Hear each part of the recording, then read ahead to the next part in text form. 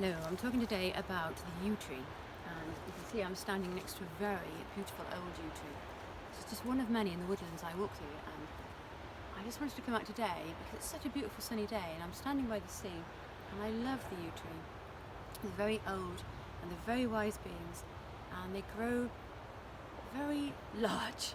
That's one way to describe a yew tree. They have a massive presence about them, and when you're walking through the woods, do you remember those old kids' stories or ghost stories when people are walking through the woods and the trees loom up and you think, wow, there's something very spooky about this?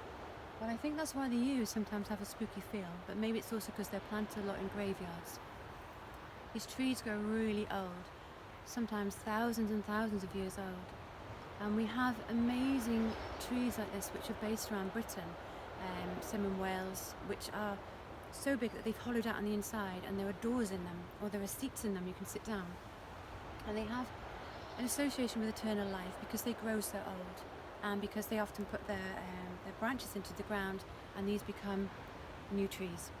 So you can see this is a very wide tree, and I can't, I'm not going to wrap my arms all around. I could give it a very nice hug though. This tree has a massive presence, a really healing, wise presence.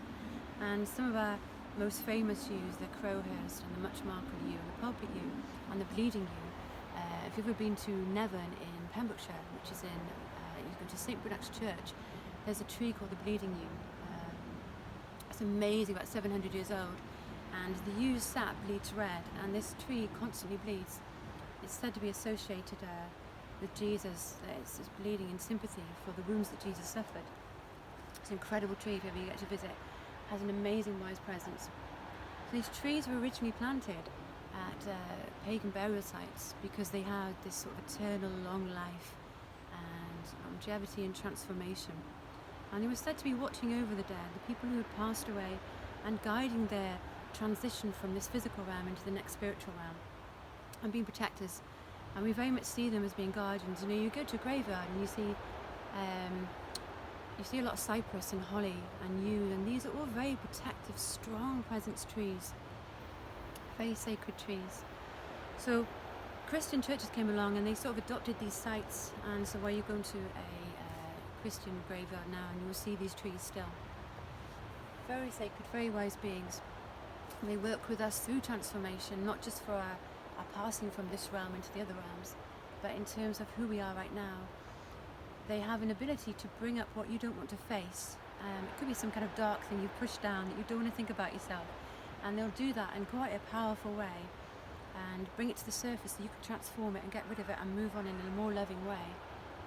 They'll do this in a gentle way. They're very nurturing, but they do encourage you to be right. Let's bring you into that fullness of yourself. You can be a warrior. You are strong, and you've got this. You can take this on in life.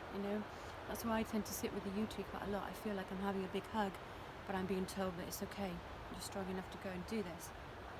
And they have this amazing craggy bark, and they just, a bit like the oak tree, they feel like gentle giants, but in a very different way. And the yew tree, as we know, a lot of us know, is a poisonous tree. It has a chemical called taxine, and this is in certain quantities just not very good for us, probably quite deadly actually. So we tend not to use the tree, the bark, the needles, the seeds are all poisonous. But you can eat the red owl of the berry, which is, so that's edible, but of course you have to make sure that you're not taking the seed in as well. But there has, however, been an anti-cancer compound taken from this tree and used to treat people with cancer. So again, it's more a life-saving tree as well. So it's, we might say, a tree associated with death and moving on from this realm, but it's also a tree of life and life-giving and eternal life. It's just very nice to be with, like most trees. So if you can go and find a yew tree, take the time to spend and just be reverent. There's a reason why we've called these guys sacred. Thank you.